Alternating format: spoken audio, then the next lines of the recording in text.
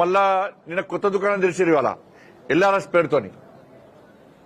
LRS అట మార్చి 31 వరకు LRS కు అవకాశం ఇస్తారట.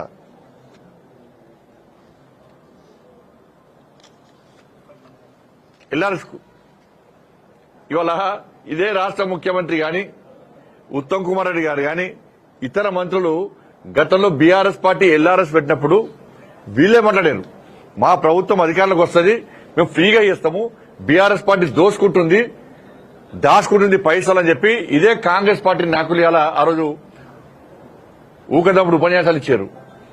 ఇలా 50,000 కోట్లు ప్రజల నుంచి వసూలు చేయడానికి, ప్రజల నుంచి దోసుకోవడానికి ఎల్ఆర్ఎస్ పేరు మీద ఇలా వీళ్ళు మళ్ళీ మాట్లాడుతున్నారు. ఆ రోజు ఇదే ముఖ్యమంత్రి గారు అన్నారు, కేసీఆర్ ఎల్ఆర్ఎస్ అన్నారు, బీఆర్ఎస్ అన్నాడు, ఇప్పుడు ఎంఆర్ఎస్ అంటున్నాడు అన్నాడు. ఎంఆర్ఎస్ అంటే ఏంటంటే మ్యారేజ్ రెగ్యులేషన్ స్కీమ్ అట.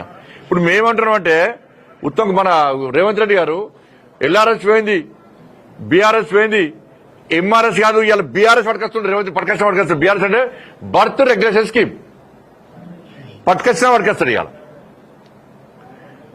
మనిషి చచ్చిపోతాడు, డిఆర్ఎస్ కూడా డెత్ రెగ్యులేషన్ కూడా పట్టుకొస్తాడు, చచ్చిపోతాడు పైసలు వసూలు చేసే పరిస్థితి వచ్చింది. ఇవాళ 1000 కోట్లు దోచుకుంటున్నారు. ఆ వీడియో చూపడతా, మీకు వీడియో ఉన్నది.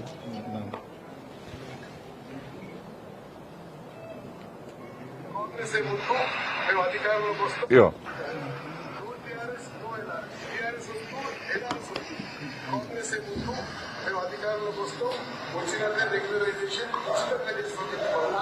వాళ్ళ రక్తాన్ని పీల్చాలనేటువంటి ఆలోచనతో రాష్ట్ర ప్రభుత్వం వీలైతే అసలు కట్టబాగడు.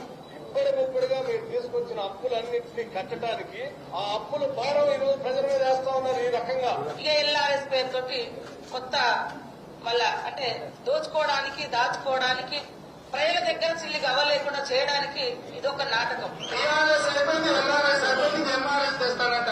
పెద్ద మంచి లేదు, పెద్ద మంచి ఎల్ఆర్ఎస్ అంటే అదే ఎంఆర్ఎస్ కూడా తెచ్చినట్టున్నాడు. అదేంటంటే marriage regularisation scheme sir, marriage regulation scheme అంట. మరి ఈయన బీఆర్ఎస్ పట్టుకొస్తాడు ఈయన.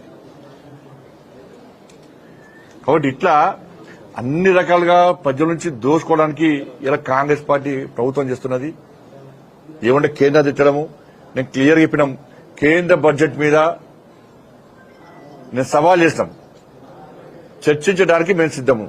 1,08,000 కోట్ల రూపాయలు వివిధ అభివృద్ది పనులకు, సంక్షేమ పథకాలకు మేము ఇచ్చింది 1,08,000 కోట్ల రూపాయలు తెలంగాణ రాష్ట్రానికి ఇచ్చినాము.